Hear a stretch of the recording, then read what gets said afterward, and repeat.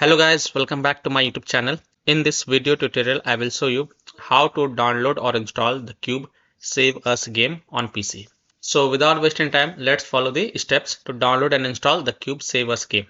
So open Google Chrome and in Google Chrome search for the Cube Save Us and then you will see the Steam web page. So open it,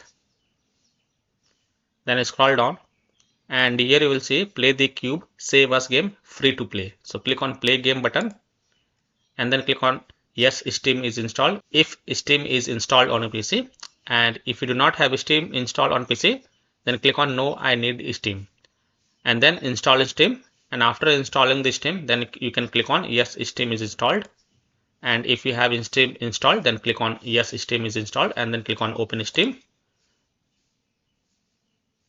This will open the Steam and then you will see the install button. So click on install. The game is 16.92 GB, so you have to make sure that your PC have much enough memory space and then click on install.